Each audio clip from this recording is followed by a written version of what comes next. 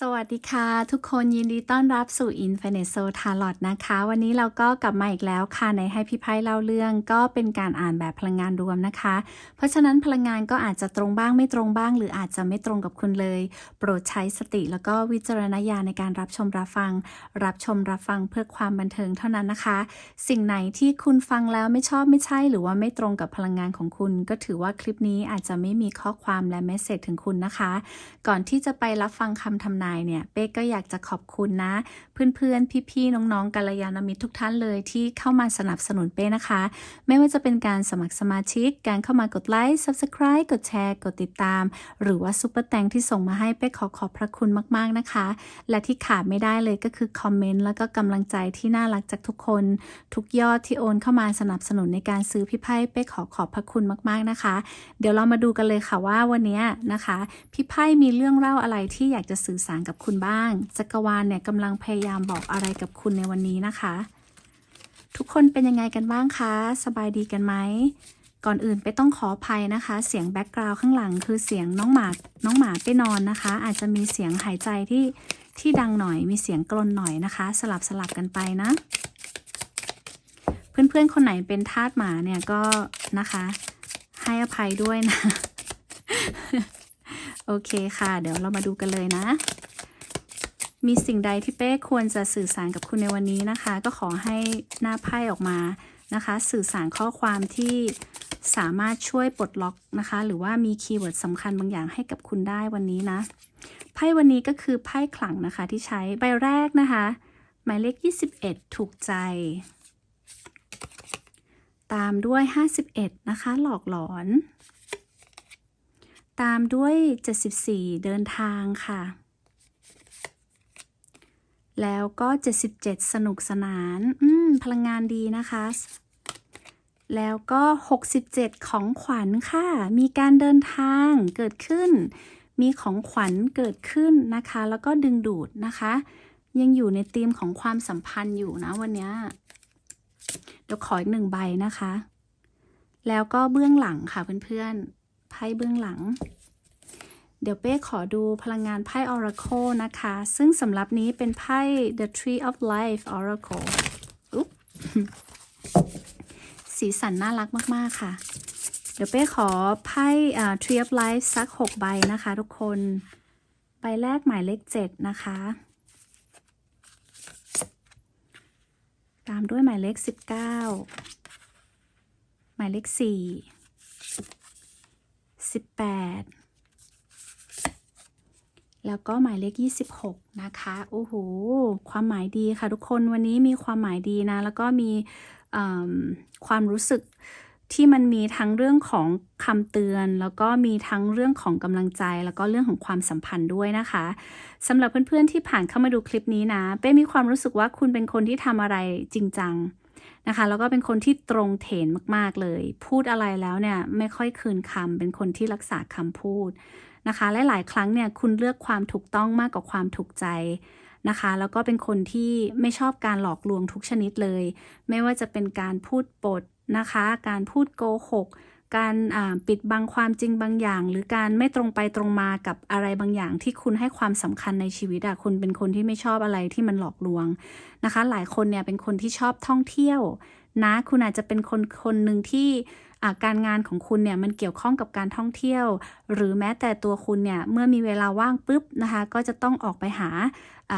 เขาเรียกอะไรที่มันน่าสนใจที่คุณอยากจะไปนะคะเป็นคนที่ชอบเดินทางเป็นคนที่มีความรู้รอบตัวค่อนข้างเยอะนะคะแล้วก็เป็นคนที่ชอบท่องเที่ยวด้วยนะคะไปเห็นพลังงานของคนที่มีความเป็นเด็กเป็นคนตลกนะคะเป็นคนที่คุยสนุกเป็นคนที่อาจจะชอบแกล้งคนอื่นนะคะมีมุกอำคนอื่นอยู่ตลอดเวลาเลยแล้วก็เป็นคนที่มีรอยยิ้มบนใบหน้าด้วยนะคะและหลายครั้งเนี่ยเวลาที่คุณมีเรื่องไม่สบายใจเนี่ยนะคะคุณก็จะไม่ค่อยแสดงออกหรือว่าไม่ค่อยบ่นในเรื่องที่คุณรู้สึกไม่สบายใจแต่ว่าคุณเนี่ยจะนำความสดใสจะนำรอยยิ้มไปให้ผู้คนเสมอเป็นพลังงานของคนที่ตัวคุณเองเหมือนเป็นของขวัญให้กับคนในครอบครัวคุณแล้วก็เป็นของขวัญให้กับคนรอบตัวคุณ หลายคนเนี่ยอาจจะมีเสน่ห์ดึงดูดเพศตรงข้ามค่อนข้างดีนะคะถ้าคุณเป็นผู้หญิงคุณก็อาจจะเป็นผู้หญิงที่มีเสน่ห์ถ้าคุณเป็นผู้ชายเนี่ยคุณก็เป็นผู้ชายที่มีเสน่ห์เฉพาะตัวบางอย่าง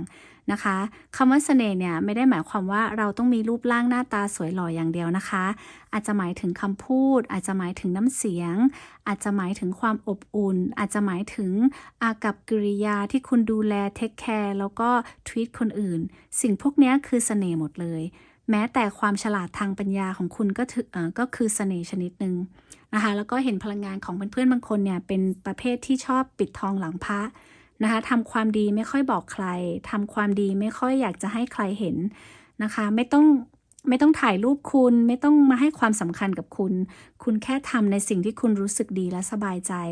นะคะหลายคนเนี่ยคุณอาจจะเป็นคนที่อยู่เบื้องหลังความสำเร็จของหลายๆคนในครอบครัวของคุณคุณอาจจะเป็นหนึ่งในผู้ที่เสียสละตัวเองเพื่อครอบครัวเพื่อให้ลูกให้หลาน เพื่อให้ลูกให้หลานเนี่ยได้มีอยู่มีกินได้ใช้ชีวิตสุขสบายตัวเองก็เลยเสียสละทำงานหนักนะคะแล้วก็เป็นคนที่ไม่ค่อยให้สปอตไลท์มาส่องที่ตัวเองเท่าไหร่หลายคนเนี่ยเป็นคนขี้เกรงใจด้วยซ้ำไปนะคะ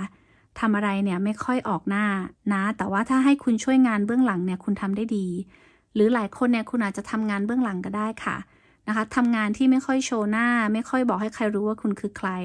นะคะทำงานอยู่เบื้องหลังทำงานแบบว่าบางสิ่งบางอย่างที่ไม่เปิดเผยตัวตนก็ได้หรือบางคนอาจจะทำงานที่บ้านก็ได้ค่ะไพ่เบื้องหลังเนี่ยนะคะเห็นพลังงานของคนที่เชื่อมต่อกับสิ่งศักดิ์สิทธิ์นะคะแล้วก็เชื่อมต่อกับพ่อแม่ครูบาอาจารย์ครูอาจารย์หลายคนเนี่ยอาจจะเป็นคนที่มีสติปัญญามีความรู้ค่อนข้างดีเยอะเลยแหละนะคะแต่ว่าไม่ค่อยได้เปิดตัวไม่ค่อยได้เขาเรียกอะไรโอ้อวดความรู้และปัญญาของตัวเองกับใครมากนักนะคะหมายเลข5เนี่ยเป็นไพ่ของสิ่งศักดิ์สิทธิ์เพราะฉะนั้นเป้เชื่อว่าคุณเป็นคนที่สันโดษคนหนึ่งเลยนะคะไม่ชอบอยู่ในที่ที่มันวุ่นวายและเสียงดังเป็นคนที่เมื่อมีเวลาว่างปุ๊บนะคะคุณอาจจะใฝ่ในเรื่องของธรรมะศึกษาในเรื่องของธรรมะนะคะแล้วก็เป็นคนที่ชอบอยู่เงียบๆอยู่สันโดษเป็นคนที่เข้าใจนะคะความหมายของชีวิตได้ค่อนข้างดีคนหนึ่งเลยนะคะเป้เห็นพลังงานของคนที่หลายๆครั้งเนี่ยคุณอาจจะถูกทดสอบนะคะจากจักรวาลในเรื่องของความซื่อสัตย์นะคะแต่เป้เชื่อว่าคุณผ่านบททดสอบนั้นมาได้คำว่าความซื่อสัตย์นะหมายความว่าหลายๆครั้งเนี่ยคุณอาจจะถูกเขาเรียกอะไรเอาไปอยู่ในสถานการณ์ที่ต้องวัดใจนะคะว่าสิ่งนี้คุณจะเลือกทำสิ่งที่ถูกต้องหรือว่าสิ่งที่ถูกใจนะคะแต่เป้ก็เห็นพลังงานของคนที่พยายามเลือกนะคะในสิ่งที่ตัวเองคิดว่ามันถูกต้องแต่หลายครั้งเนี่ยก็โดนบททดสอบในเรื่องนี้เหมือนกันนะคะเพราะฉะนั้นอาจจะเห็นพลังงานของคนที่เคยอาจจะเลือกสิ่งที่ถูกต้องแหละแต่พลังงานของเพื่อนๆบางคนก็เลือกสิ่งที่ถูกใจนะคะก็อาจจะให้ตัวเองเนี่ยนะเหมือนแบบเขาเรียกอะไรสิ่งนี้มันนำพาตัวเองไปสู่ปัญหาบางอย่างนะคะแล้วมันก็อาจจะยังตามหลอกหลอนคุณอยู่ทุกวันนี้ก็เป็นไปได้เช่นเดียวกันซึ่งมันเป็นพลังงานกระจกสะท้อนนะเพื่อนๆนะคะคำว่าเลือกสิ่งที่ถูกต้องคำว่าเลือกสิ่งที่ถูกใจมันก็มีความไม่เท่าเทียมกันอยู่แล้วเพราะฉะนั้นหลายคนเนี่ยถ้าคุณเลือกทำสิ่งที่ถูกต้องมันก็ไม่มีอะไรที่หลอกหลอนเนาะแต่หลายคนเนี่ยถ้าเลือกทำสิ่งที่ถูกใจนะคะอดีตบางอย่างมันยังคงหลอกหลอนอยู่นะคะเพราะฉะนั้นเนี่ยเห็นพลังงานของเพื่อนๆบางคนนะคะสิ่งที่พี่ไพ่อยากจะเล่าเลยในวันนี้เลยก็คือบางครั้งเนี่ยชีวิตของคนเราเนี่ยนะคะเรามีเส้นทางบางอย่างนะคะที่เราเนี่ยอาจจะเคยผ่านช่วงเวลาที่มันยากลำบากผ่านช่วงเวลาที่มันเจ็บปวดมาหรือผ่านช่วงเวลาที่เราต้องเผชิญหน้ากับบาดแผลในอดีตของเรามาจนบางครั้งเนี่ยมันทำให้เราเนี่ยต้องเลือกที่จะสร้างกลไกป้องกันตัวบางอย่างขึ้นมาค่ะเพื่อนๆเพราะฉะนั้นหลายคนเนี่ยอาจจะยังติดอยู่กับอดีตนะคะกลไกบางอย่างที่คุณสร้างขึ้นมามันเป็นเหมือนการแบบว่าชักใยถักทอเหมือนใยแมงมุมเพื่อนๆเพื่อสร้างให้มันเป็นที่ปลอดภัยของเรานะคะล้อมรอบตัวเราเพื่อให้ใช้เป็นรังไหมในการแบบเหมือนแบบพักฟื้นในการเยียวยาหัวใจตัวเองเหมือนแบบว่าแมงมุมค่ะเขาถักใยขึ้นมาใช่ไหมคะเวลาที่มีสัตว์อื่นเข้ามาเนี่ยก็จะติดกับดักใยแมงมุมก่อนคุณก็เหมือนกันคุณอาจจะผ่านเรื่องราวบางอย่างมาที่ทำให้คุณเนี่ยก่อกำแพงบางอย่างขึ้นมาเพื่อปกป้องตัวคุณเองนะคะแล้วไพ่ใบนี้ก็บอกว่ามันเป็นเรื่องธรรมดามากๆเลยนะที่คุณจะสร้างกำแพงขึ้นมา นะคะแล้วก็สร้างพื้นที่ขึ้นมาเพื่อที่คุณจะได้เยียวยาตัวเองสร้างขอบเขตที่เป็นพื้นที่ที่คุณไม่ให้ใครเข้ามาวุ่นวายกับคุณแต่ในขณะเดียวกันเนี่ยพื้นที่ปลอดภัยตรงนี้ค่ะที่มันเคยปกป้องเราในวันนั้นน่ะมันก็มีวันหมดอายุของมันเหมือนกันค่ะทุกคนเพราะว่าถ้าเราเลือกที่จะจมดิ่งหรือว่าจมอยู่กับกองปัญหาในอดีตเป็นเวลาที่มันนานเกินไปเกาะกำบังที่มันเคยเป็นที่ปลอดภัยให้เราเนี่ยนะคะมันก็จะกลายเป็นกรงขังขึ้นมาทันทีกรงขังที่เหนี่ยวรั้งเราเอาไว้ไม่ให้เราเติบโตนะคะแล้วเป้ก็เชื่อว่าหลายครั้งเนี่ยข้อจำกัดในชีวิตของมนุษย์เราที่เรารู้สึกว่าเราอึดอัดเราไม่เติบโตได้สักทีเนี่ยนะคะมันไม่ได้มาแค่ปัญหาที่เข้ามาหาเราอย่างเดียวอะมันไม่ใช่แค่ปัจจัยภายนอกแต่มันมาจากเรื่องเล่าในหัวเราด้วยค่ะทุกคนนะคะหลายคนเนี่ยถักทอพื้นที่ปลอดภัยของตัวเองขึ้นมาขังตัวเองนะคะซ้ำๆซ้ำๆด้วยคำพูดในหัวนะคะหลายคนเนี่ยอาจจะเคยผ่านการแตกสลายมานะคะอาจจะเคยเป็นคนที่มีตำหนิมาเคยแต่งงานมามีลูกติดมานะคะจนไม่กล้าที่จะก้าวหนีออกจากลังเดิมๆอะทั้งที่ในความเป็นจริงแล้วเนี่ยมนุษย์เรามีความแข็งแกร่งแล้วเราก็มีความยืดหยุ่นในตัวเองด้วยนะคะเพราะฉะนั้นเนี่ยพี่ไพ่เนี่ยอยากจะบอกคุณว่าคุณเนี่ยมีความเข้มแข็งมีความแข็งแกร่งมากกว่าที่คุณคิดนะคะแล้วก็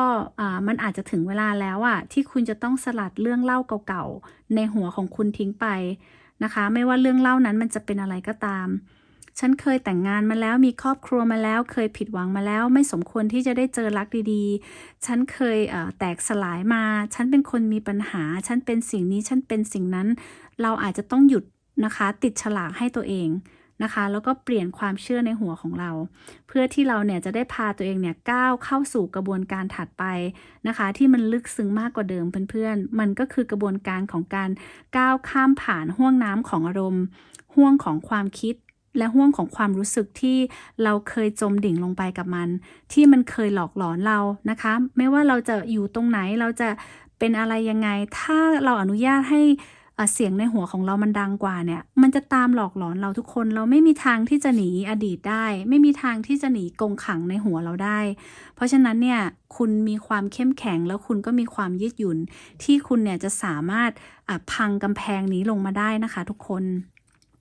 หลายครั้งเนี่ยเป้เห็นพลังงานของคนที่เมื่อไหร่ที่คุณปลดล็อกตัวเองอะค่ะพลังงานของคุณมันจะเติบโตอย่างรวดเร็วเลยนะไพ่การเดินทางเนี่ยบ่งบอกว่าเพื่อนๆหลายคนนะคุณอาจจะมีความรู้สึกว่าคุณอยากจะเดินทางท่องเที่ยวไปที่ไหนสักที่นะคะหรือว่าอยากหยุดทำอะไรบางอย่างที่คุณทำอยู่เพื่อเปิดโอกาสใหม่ให้กับตัวเองนะคะคำว่าเดินทางเนี่ยมันเป็นการแพ็คกระเป๋าเก็บกระเป๋าเนาะไม่ว่าจะเป็นการเดินทางในเรื่องของจิตวิญญาณภายในของคุณนะคะในเรื่องของโลกภายในของคุณหรือเป็นการเดินทางทางกายภาพจริงๆที่คุณเอาตัวเองไปอยู่ที่ไหนสักที่นะคะคุณอาจจะมีสภาวะของความสนุกสนานเกิดขึ้นก็ได้หลายคนเนี่ยคุณอาจจะได้พบเจอความรักนะคะระหว่างคุณเดินทางก็ได้เพื่อนๆดูหน้าไพ่เขาเล่าเรื่องนะเดินทางสนุกสนานของขวัญแล้วก็ดึงดูดนะคะเป้เชื่อว่าหลายคนเนี่ยถ้าคุณเอาตัวเองออกจากพื้นที่ปลอดภัยพื้นที่เดิมๆอะนะคะที่คุณไม่เติบโตแล้วอะคุณอาจจะค้นพบประสบการณ์ที่มันยอดเยี่ยมไปเลยก็ได้นะคะแล้วก็การเดินทางเนี้ยมันอาจจะนำมาซึ่งความสัมพันธ์ที่คุณปรารถนาหรือว่าคุณเฝ้ารอก็ได้เพื่อนๆนะคะเพราะฉะนั้นหลายคนเป้เห็นพลังงานของคนที่มีเสน่ห์มากๆตอนนี้ค่ะเป็นคนที่มีเสน่ห์เป็นคนที่พร้อมที่จะเติบโตเป็นคนที่เข้าใจแล้วก็เป็นคนที่เอาอารมณ์แล้วก็ energy ของตัวเองเนี่ยนะคะอยู่กับความเป็นบวกเหมือนตอนนี้คุณพลังงานของคุณมันเริ่มดีขึ้นอ่ะเพื่อนๆมันดีขึ้นเรื่อยๆจากคลิปเมื่อวานใช่ไหมคะก็ยังอยู่ในพลังงานคล้ายๆคลิปวันนี้เลยเป้มีความรู้สึกว่าไพ่ที่เป้เปิดมาเนี่ยดึงดูดพลังงานของเพื่อนๆเข้ามาในลักษณะของคนที่เหมือนคุณกำลังเยียวยาและปลดล็อกตัวเองอยู่อ่ะเหมือนคุณกำลังอยู่บนเส้นทางบางอย่างที่คุณต้องเลือกระหว่างอดีตและอนาคตอ่ะนะคะเพราะฉะนั้นเนี่ยเห็นพลังงานของคนที่พลังงานของคุณอาจจะดึงดูดอะไรที่คุณไม่คิดว่าคุณจะได้มาก่อนนะคะหลายคนเนี่ยอาจจะได้ของขวัญในช่วงระหว่างที่คุณเดินทางอาจจะหมายถึงประสบการณ์ก็ได้ค่ะ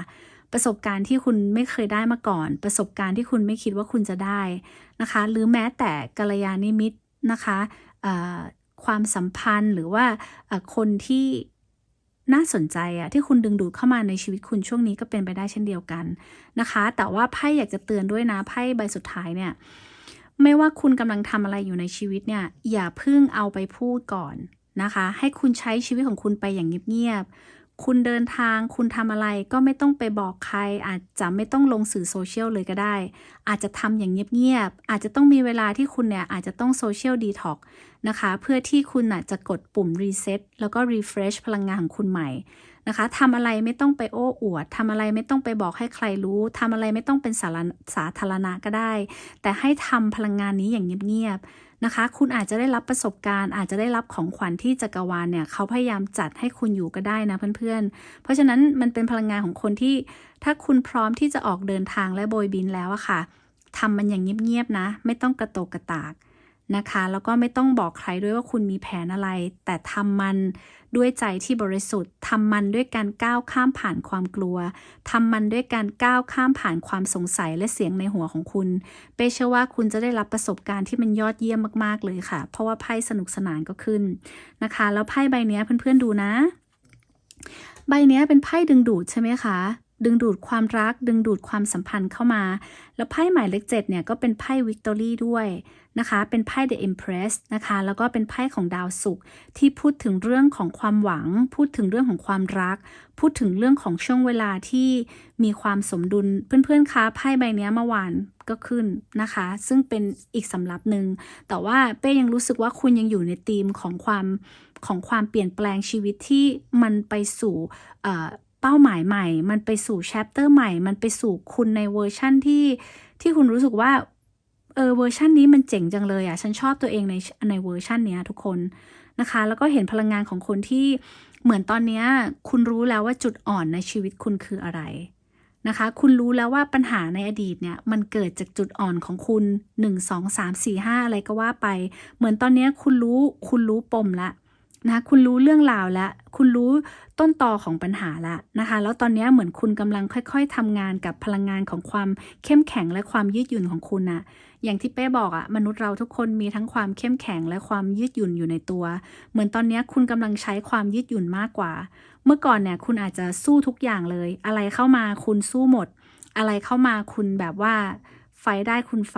นะคะยืนหยัดได้ด้วยตัวเองอย่างแข็งแกร่งแต่ตอนนี้เหมือนคุณรู้แล้วว่าจุดอ่อนของคุณเนี่ยบางทีมันอาจจะแข็งเกินไปนะคะความแข็งของคุณความไม่ยอมคนของคุณนะคะอาจจะมีบางเรื่องที่เรามีความยึดมั่นถือมั่นในตัวเราอยู่แต่ตอนนี้ไปเห็นพลังงานของคนที่เรียนรู้ที่จะใช้ด้านอ่อนโยนของตัวเองนะคะในการแก้ปัญหาเรียนรู้ที่จะเข้าใจด้านที่เป็น feminine ของตัวเองเมื่อก่อนคุณอาจจะใช้ด้านที่เป็น masculine เยอะเกินไปไม่ว่าคุณจะเป็นผู้หญิงหรือผู้ชายคือทำงานคนเดียวแบกรับคนเดียวไม่เอ่ยปากให้ใครงานหนักงานลาดงานหลวงเอาหมดนะคะเนี่ยคือพลังงานของ masculine energy เพื่อนๆคือความหนักนะคะการที่เราต้องสู้ตลอดเลยเป็น masculine energy ตลอดแต่ตอนนี้เหมือนคุณเข้าใจแล้วว่าบางเรื่องเราไม่ต้องสู้ก็ได้นี่นานะคะบางเรื่องเนี่ยเราปล่อยให้ความอ่อนโยนเราปล่อยให้พลังงาน feminine energy ของเราเข้ามาทำงานบ้างก็ได้นี่นาเหนื่อยก็แค่พักขอความช่วยเหลือได้ก็ขออะไรอย่างเงี้ยค่ะและบางครั้งเนี่ยไม่จำเป็นที่จะต้องสู้หัวชนฝากับทุกเรื่องเพราะบางเรื่องเนี่ยหัวเราอาจจะแตกได้ฝาไม่เป็นอะไรนะทุกคนแต่หัวเราแตกได้เลยเพราะฉะนั้นคุณฉลาดแล้วในการยืดหยุ่นตัวเองณตอนนี้นะคะเห็นพลังงานของคนที่จริงใจกับตัวเองมากขึ้นนะคะแล้วก็พยายามทำงานกับสิ่งนี้อยู่เรื่อยๆนะคะแล้วเป้เชื่อนะทุกคนเมื่อไรที่เราตัดสินใจสลัดผ้าคลุมของความกลัวของเราออกแล้วเรากล้าที่จะออกจากพื้นที่ปลอดภัยเนี่ยแล้วเดินออกมาได้เนี่ยเราจะพบว่าตัวเองเนี่ยกำลังลอยลำอยู่บนเรือแจวเพื่อนๆท่ามกลางมหาสมุทรที่มันกว้างใหญ่มากในเวลากลางคืนมันเปรียบเสมือนแบบช่วงเวลาที่คุณก้าวข้ามผ่านบางอย่างในเชิงจิตวิญญาณนะคะที่มันเป็นพื้นที่เขาเรียกอะไรที่มันเป็นพื้นที่กึ่งกลางที่คุณมองไปเห็นฝั่งข้างหน้าก็ไม่เห็นคุณมองไปข้างหลังคุณก็ไม่เห็นเพราะว่ามันเป็นเรือแจวอยู่ในความมืดตอนกลางคืนเนาะมันมองไม่เห็นที่เราจากมาแล้วมองไม่เห็นที่เรากำลังจะไปนะคะหลายคนเนี่ยจิตใต้สำนึกของคุณเนี่ยอาจจะทำงานหนักมากๆเลยนะคะเพราะฉะนั้นเนี่ยเป้เชื่อว่าถ้าเราก้าวข้ามผ่านความปลอดภัยของเราพื้นที่คอมฟอร์ทโซนเราอาจจะมองเห็นเศษเสี้ยว บางอย่างนะคะไม่ว่าจะเป็นอดีตความรักความฝันหรือว่าความสำเร็จเก่าๆที่เราเคยหวนนึกถึงเราเคยจมดิ่งกับมันนะคะคุณอาจจะเห็นเศษเสี้ยวนิดหน่อยแต่เป้เชื่อว่าเมื่อคุณก้าวข้ามผ่านมาเนี่ยอนาคตเนี่ยมันสดใสมากกว่าอดีตแน่นอนเพื่อนๆนะคะเพราะฉะนั้นเนี่ยหน้าที่ของเราเลยหน้าที่ของคุณเลยเนี่ยนะคะคุณก็แค่อยู่บนเรือแจวเนี้ยไปเรื่อยๆนะคะไม่ต้องไปทำอะไรมากแค่บาลานซ์สิ่งนี้ให้ได้บาลานซ์เรือเนี่ยให้มันอยู่บนมหาสมุทรเนี่ยเพื่อนๆไม่ให้มันพลิกคว่ำไปก็เหมือนกับเรื่องราวในชีวิตของคนเราอะค่ะบางครั้งเรามีเรื่องราวเข้ามาเนาะทั้งอดีตที่มันดึงรั้งเราแล้วก็อนาคตที่เราไม่รู้ว่ามันจะเป็นยังไงนะคะเราก็อาจจะมีหลายครั้งที่เราทนพายุชีวิตไม่ไหวก็อาจจะพลิกคว่ำบ้างหลายครั้งแต่ไพ่เนี่ยเซตนี้อยากจะบอกว่าหน้าที่ของคุณเลยคือสมดุลเรือแจวนี้ให้ได้นะคะมหาสมุทรเนี่ยมันกว้างใหญ่ไอ้เรือแจวเนี่ยเป็นแค่เรือเล็กๆคุณจะสมดุลเรือแจวนี้ยังไงให้ค่อยๆไปถึงฝั่งได้เนี่ยมันเป็นหน้าที่ของคุณเพราะฉะนั้นบางช่วงเวลาเนี่ยนะคะเหมือนจักรวาลเนี่ยเขากำลังบอกคุณว่าการที่เขาคัดสรรสิ่งต่างๆที่เป็นเนื้อแท้ของคุณน่ะก็เพื่อให้คุณน่ะได้ไปต่ออะไรที่คุณสูญเสียระหว่างทางของการต่อสู้ของชีวิตเนี่ยก็ปล่อยมันไปทุกคนมันคืออดีตนะคะแต่คุณจะเหลือแค่เนื้อแท้ของคุณที่คุณจะเอาสิ่งนี้ไปต่อแล้วช่วงเวลาที่ทุกอย่างรอบตัวคุณมันดูนิ่งสนิทจนเหมือนชีวิตไม่มีความคืบหน้าเนี่ยเป้อยากให้คุณไว้วางใจในกระบวนการนะคะว่าคุณเนี่ยกำลังถูกนำทางภายในจิตใจของคุณนะคะนิ่งเนี่ยสงบไว้นะแล้วก็ปล่อยให้สายลมของปัญญาเนี่ยมันพัดพาเราไปทีละเล็กทีละน้อยค่ะเพื่อนๆไม่ต้องไปเร่งรีบนะคะเพราะว่าความเงียบสงบเนี่ยเป้เชื่อว่ามันเป็นประตูของจิตวิญญาณที่เรากำลังเดินทางไปสู่พื้นดินใหม่ไปสู่โอกาสใหม่ไปสู่ชีวิตใหม่เพราะฉะนั้นอยากให้คุณเนี่ยอนุญาตให้ตัวเองได้ปล่อยมือจากสิ่งเก่านะคะได้ปล่อยมือจากอดีตเก่าๆเพื่อที่จะต้อนรับอิสรภาพแล้วก็ทวงคืนความสมบูรณ์ของคุณน่ะนะคะแล้วคุณจะสามารถโอบกอดชีวิตใหม่ของคุณได้อีกครั้งด้วยหัวใจที่เบิกบานเหมือนไพ่ใบนี้ทุกคนไพ่ใบนี้เป็นไพ่วิกตอรี่ก็คือไพ่ของชัยชนะค่ะเป้เชื่อว่าชัยชนะที่คุณจะได้รับเนี่ยมันคุ้มค่ามากกับการรอคอยขอให้คุณอย่ารีบนะคะกับกระบวนการขอให้คุณอย่าสงสัยอย่าลังเลกับกระบวนการที่ทุกอย่างมันกำลังค่อยๆเกิดขึ้นเพื่อคุณขอให้คุณวางใจนะคะเพราะบางครั้งเนี่ยเวลาที่เราอยู่ในพายุของชีวิตแล้วเราพยายามต่อสู้พยายามต่อต้านกับทุกอย่างเนี่ยบางครั้งเนี่ยเรารู้อยู่เพื่อนๆมันไม่มีทางชนะพายุได้แน่ๆพายุเนี่ยคือภัยธรรมชาติใช่ไหมคะมันคือสิ่งที่ธรรมชาติสร้างขึ้นเราเป็นมนุษย์บางครั้งเราก็แค่ต้องยอมยืดหยุ่นต้องยอมปล่อยให้ลมของพายุเนี่ยพัดพาเรือแจวนี้ไปในทิศทางที่มันควรจะไปนะคะแต่ยิ่งไปต่อต้านมันยิ่งพยายามไม่ให้มันไปทางนี้ทางนั้นไปกำหนดทิศทางมันบางครั้งเนี่ยเรืออาจจะพลิกคว่ำได้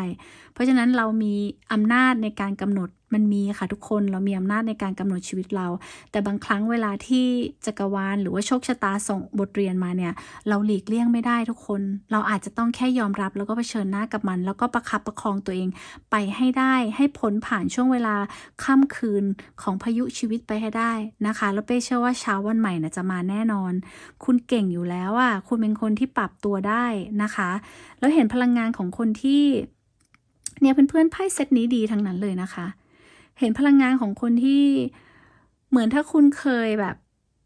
ยสู้อยู่กับกิเลสนะคะเคยสู้อยู่กับความต้องการบางอย่างเคยสู้อยู่กับสิ่งที่คุณต้องการไม่มีวันหยุดหย่อนเป้เห็นพลังงานของคนที่คุณจะลดละเลิกความต้องการบางอย่างลงได้ในชีวิตนะคะเป้เห็นพลังงานของคนที่คุณมีอำนาจมากเลยนะในเรื่องของการพูดนะคะมีอำนาจมากๆเลยในเรื่องของภูมิปัญญาแล้วก็สติปัญญาของคุณหลายคนเนี่ยคุณอาจจะเป็นโอโซก็ได้ค่ะอาจจะเป็นจิตวิญญาณที่เกิดมาหลายภพชาติแล้ว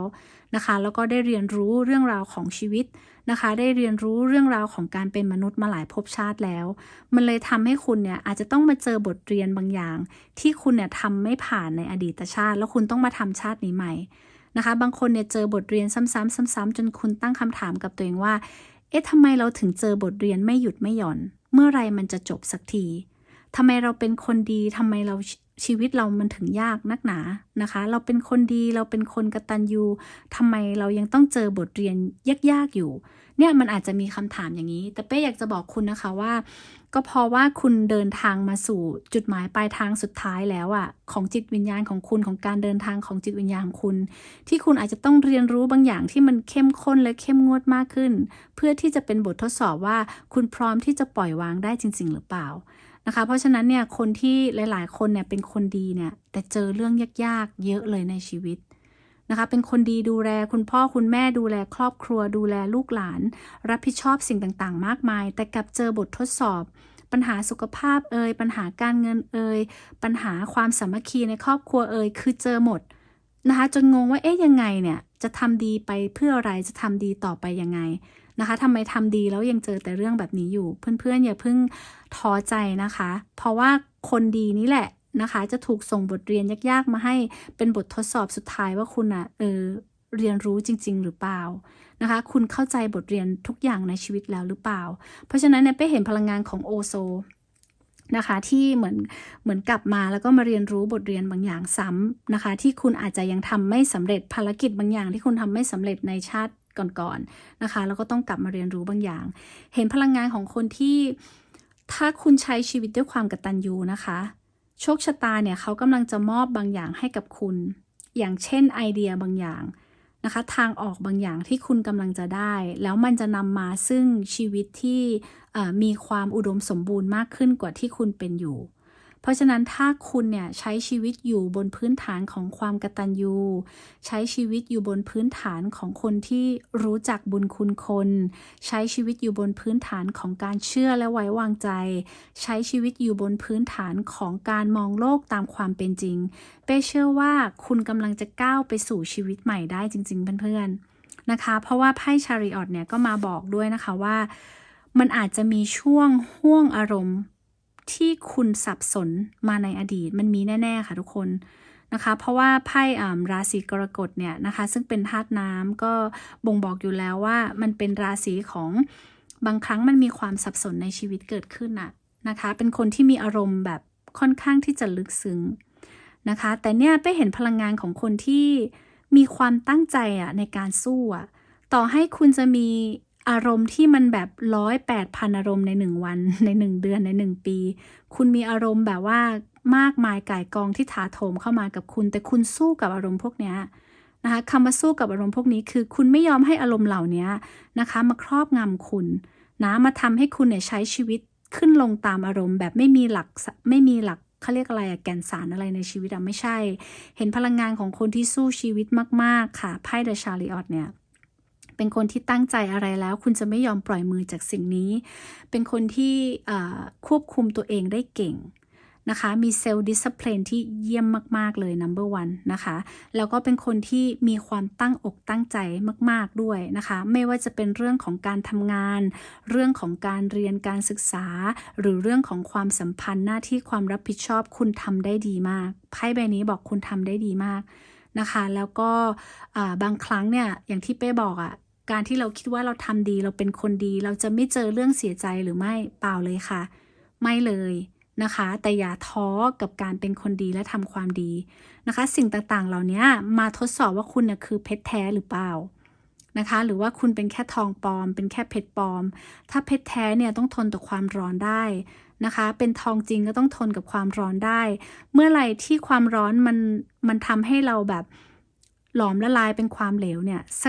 เดี๋ยวพอมันเย็นลงเนี่ยมันก็จะกลายเป็นสิ่งที่มีความแข็งนะคะมีความเข้มแข็งเพราะฉะนั้นคุณก็เหมือนกันต่อให้ความร้อนจะทำให้คุณเนี่ย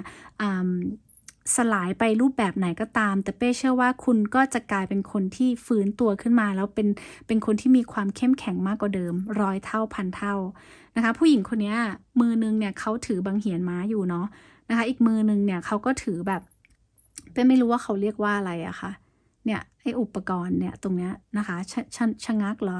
หรือชะนักหรือเขาเรียกอะไรสักอย่างเพื่อนๆเป้ต้องขออภัยด้วยนะ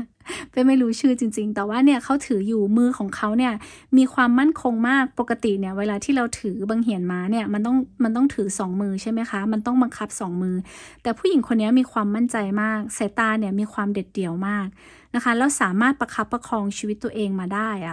ชีวิตคุณน่ะอาจจะลุ่มๆดอนๆชีวิตคุณน่ะอาจจะขึ้นบ้างลงบ้างมันไม่ค่อยเสถียรน่ะนะคะแต่ก็ยังมีความตั้งใจที่จะสู้กับสิ่งนี้ไม่เคยหนี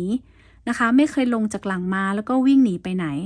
นะคะคุณสามารถคุมระหว่างความมืดและความสว่างในตัวของตัวเองได้เพราะอะไรไพ่ใบต่อไปเนี่ยเป็นไพ่ The Devil เป้เชื่อว่าคุณอะสู้กับกิเลสภายในของคุณมาเยอะมากเลยค่ะกิเลสในที่เนี้ยมันหมายถึงทุกอย่างเลยนะทุกคนไม่ว่าจะเป็นความอยากมีอยากได้ความเข้าใจผิดความหลงอยู่ในเขาเรียกอะไรอะมหาสมุทรของความรักนะคะบางคนเนี่ยอาจจะมีเรื่องราวของความสัมพันธ์ที่เขาเรียกอะไรอะมือที่3หรือว่าเป็นความสัมพันธ์ที่มันยังตัดไม่ขาดนะคะมันมีบางสิ่งบางอย่างที่ยัง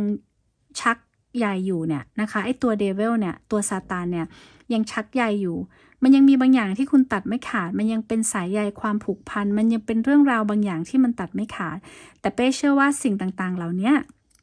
คุณมีความตั้งใจที่จะปลดแอกตัวเองต่อออกจากพันธนาการทั้งหมดนะคะไม่ว่าจะเป็นพันธนาการที่คุณสร้างมันขึ้นมาด้วยความคิดและพันธนาการที่มันถูกสร้างมาทางใจนะคะที่มันเนิ่นนานและเป็นความเคยชินเพราะฉะนั้นไม่กล้าตัดสินใจกลัวทำให้ใครเสียใจกลัวว่าถ้าตัดความสัมพันธ์นี้ไปแล้วจะเป็นยังไงมันมีทุกคนเพราะว่าไพ่ The Devil เนี่ยก็อย่างที่บอกนะมันมีเรื่องของความแบบไว้ใจเชื่อใจมีเรื่องของพันธสัญญานะคะแล้วก็มีเรื่องของความจริงด้วยแล้วก็มีเรื่องของภาพลวงตาและความหลอกลวงด้วยภาพลวงตาเนี่ยอาจจะหมายถึงกิเลสก็ได้ค่ะสิ่งต่างๆที่เราปล่อยให้อารมณ์มันครอบงำเรานะคะคิดว่าเราเป็นสิ่งนี้สิ่งนั้นนะคะคุณก็เหมือนกันคุณอาจจะเคยผ่านช่วงเวลาของการทดสอบในเรื่องของอารมณ์และภาพลวงตามาก่อนแต่ตอนนี้เป้เห็นพลังงานของคนที่สามารถมองทุกอย่างอย่างชัดเจนทะลุปูโป่งหมดแล้วค่ะนะคะคุณสามารถเนี่ยหลุดพ้นจากพันธนาการสายใยที่ The Devil มีนะคะเนี่ยทั้งดึงชักใยผู้หญิงคนนี้ชักใยผู้ชายคนนี้คือไม่สามารถเป็นอิสระแล้วว่าเป็นตัวเองได้มันมีบางอย่างกิเลสเขาเรียกอะไรกิเลสตัณหาบางอย่างที่มันแบบครอบงำเรามันชักจูงเราอยู่นะคะไม่ว่าจะเป็นแบบอย่างที่บอกความอยากมีอยากได้ความเปรียบเทียบการอิจฉาริษยาอดีตความผูกพันต่างๆความคิดนะคะการด้อยค่าตัวเองการตั้งคำถามความสงสัยความหลงทุกสิ่งทุกอย่างที่มันเกิดขึ้นเพื่อนๆมันมีช่วงเวลาที่คุณอาจจะผ่านช่วงเวลาแบบนั้นมานะคะแล้วตอนนี้เหมือนคุณได้เข้าใจทุกอย่างอย่างดีแล้วนะคะเดี๋ยวเป้ขออนุญาตเปิดไพ่ให้คุณนะคะอีกสัก2 ใบนะเพื่อนๆเป็นข้อความแบบสุดท้ายเป็นไพ่จากแองเจิลของคุณนะคะว่ามีอะไรอยากจะสื่อสารกับคุณอีกบ้างอีก2 ใบสุดท้ายเป้ขอไกด์ไลน์ให้คุณเพื่อนๆคะอุดมสมบูรณ์แน่นอนไพ่ The Empress ขึ้น2 ใบเลยนะคะเนี่ยขึ้นทั้ง2 ใบเลยเป็นพลังงานของความอุดมสมบูรณ์เพื่อนๆมันถึงเวลาแล้วค่ะที่อะไรที่คุณตั้งใจเอาไว้มันกำลังจะเกิดขึ้นจริงนะคะคุณกำลังจะได้รับผลตอบแทนแน่นอนค่ะเพราะว่าไพ่ของขวัญก็ขึ้นคุณกำลังจะได้รับรีวอร์ดนะคะผลตอบแทนบางอย่างที่มันเกิดจากความอดทนของคุณมันเกิดจากการที่คุณรอมันเกิดจากการที่คุณรู้สึกว่านะมันผ่านช่วงชีวิตมายากเหลือเกินเมื่อไหร่จะลืมตาอ้าปากได้สักทีคุณกำลังจะลืมตาอ้าปากได้คุณกำลังจะเป็นอิสระคุณกำลังจะไปสู่เส้นทางที่มันมีคำตอบให้กับปัญหานะคะไอ้ทางที่มันเคยตันตอนนี้มันมีเส้นทางใหม่ให้คุณได้เดินดีกว่าเดิมแล้วเป้เชื่อว่าพลังงานของความ abundance มันจะเกิดขึ้นในชีวิตคุณนะคะแล้วก็เห็นพลังงานของคนที่คุณบาลานซ์ทุกอย่างได้ดีนะคะหลายคนเนี่ยคุณอาจจะเคยทำงานหลายอย่างมามีจ็อบหลายจ็อบนะคะแล้วก็ทำหลายสิ่งหลายอย่างมากเลยแต่ตอนนี้เห็นพลังงานของคนที่ค่อยๆตัดความไม่จำเป็นในชีวิตออกไปนะคะแล้วตอนนี้เหมือนคุณหาบาลานซ์ชีวิตเจอเพื่อนๆดูไพ่นะอันนี้คือไพ่2 เหรียญใช่ไหมคะแล้วไพ่ตาช่างก็ขึ้นคือมันมีสิ่งที่ต้องเลือกแต่ตอนนี้คุณเลือกสิ่งที่มันถูกต้องกับตัวเองละคุณเลือกสิ่งที่มันตรงกับพลังงานของคุณจริงๆละนะคะไม่ว่าจะเป็นเรื่องอะไรก็ตามเป้เห็นพลังงานของคนที่ตอนนี้คุณเดินทางมาถูกทางแล้วนะสิ่งที่คุณทำทางที่คุณเดินสิ่งที่คุณเลือกสิ่งที่คุณตัดสินใจมันมาถูกทางแล้วนะคะแล้วเป้ก็เชื่อว่าปลายทางเนี่ยนะมันจะสุขสว่างสดใส นะคะก็ต่อเมื่อคุณกล้าที่จะเดินออกมาจากคอมฟอร์ตโซนของคุณเป้ก็เป็นกำลังใจให้กับคุณนะคะไม่ว่าคุณกำลังเลือกเส้นทางไหนอยู่ไม่ว่าคุณกำลังตัดอะไรบางอย่างอยู่ไม่ว่าคุณกำลังจะสร้างเส้นทางใหม่ในชีวิตของคุณในรูปแบบไหนอยู่เป้ขอให้คุณเนี่ยประสบความสำเร็จค่ะถ้าคุณเดินทางก็ขอให้คุณได้เจอความรักดีๆไพ่ดึงดูดนะคะใช้เสน่ห์ใช้ออร่าของคุณที่คุณมีช่วงนี้ให้มันเป็นประโยชน์นะคะหาความรู้เพิ่มเติมให้กับตัวเองเดินทางไปสถานที่ใหม่ๆไปพบเจอคนใหม่ๆนะคะไปเรียนรู้ชีวิตใหม่ๆคุณอาจจะกลับมารักตัวเองมากๆนะคะแล้วก็อาจจะได้ไอเดียในการต่อยอดในการใช้ชีวิตและการทำงานของคุณก็ได้เพราะฉะนั้นพลังงานของเพื่อนๆบางคนคุณจะได้เดินทางค่ะคุณจะได้รับของขวัญคุณจะได้พบเจอใครบางคนนะคะแล้วสิ่งต่างๆเนี่ยมันเหมือนรวมกันมาเป็นของขวัญที่เป็นแพ็กเกจให้กับคุณว่าความอุดมสมบูรณ์ความเป็นไปได้มันอยู่ตรงหน้าคุณแล้วนะคะขอให้คุณเลือกเดินทางที่ถูกต้องก็น่าจะครบถ้วนแล้วสำหรับพลังงานในวันนี้นะคะหากคุณเพิ่งเข้ามาฟังคลิปนี้เป็นครั้งแรกก็ฝากกดไลค์ Subscribe กดแชร์กดติดตามเป็นกำลังใจในการอ่านไพ่ให้คุณด้วยนะคะขอต้อนรับเพื่อนใหม่แล้วก็สวัสดีเพื่อนเก่าขอให้ทุกคนที่ผ่านเข้ามาดูคลิปนี้สมดังใจปรารถนานะคะแล้วก็มีความสุขมากๆในทุกวันวันนี้เป้ขอตัวลาไปก่อนค่ะแล้วเจอกันใหม่คลิปหน้าค่ะทุกคนสวัสดีค่ะ